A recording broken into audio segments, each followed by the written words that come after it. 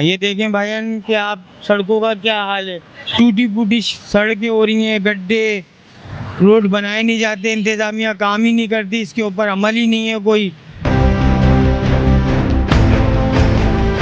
تو انتظامیہ اور یہ دونوں دونوں گاڑی کے دو ٹائر ہوتے ہیں، دونوں چلیں گے تو گاڑی چلے گی. تو ان کا بھی یہی ہے، ان کو پیسہ چاہیے، ان کو جگہ چاہیے، تو یہ ظاہر سی بات ہے پیسہ دیتے ہیں اور ان کو پیسہ چاہیے.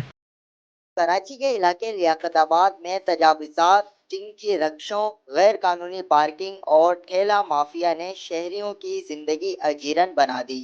مصروف شاہراہ پاکستان پر ٹریفک جام معمول بن چکا ہے، جبکہ انتظامیہ اور ٹریفک پولیس کی کارکردگی پر بھی سوالات اٹھائے جا رہے ہیں. تینٹی پل سے لیاقت آباد 10 نمبر تک ٹھیلے، چنکی رکشوں اور غیر قانونی پارکنگ شہریوں کے لیے مستقل درد سر بن چکی ہے.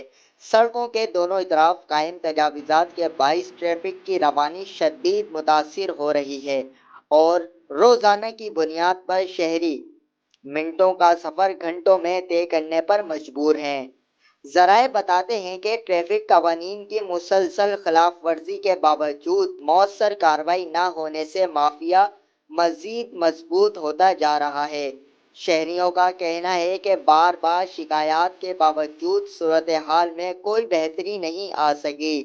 ذرائع یہ بھی بتاتے ہیں کہ لیاقت آباد ٹریفک کے سیکشن آفیسر ملک طارق مؤثر کارروائی نہیں کر پا رہے، جبکہ بعض ذرائع یہ الزام عائد کرتے ہیں کہ ان کے بیٹر کے ذریعے مبینہ طور پر غیر قانونی رقوم پہنچائی جاتی ہے، جس کے باعث کارروائی نہیں ہو رہی.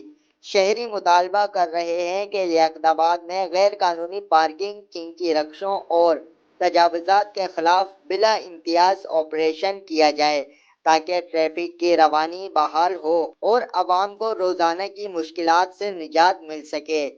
اب دیکھنا یہ ہے کہ متعلقہ ادارے عوامی شکایات کا نوٹس لیتے ہیں یا نہیں.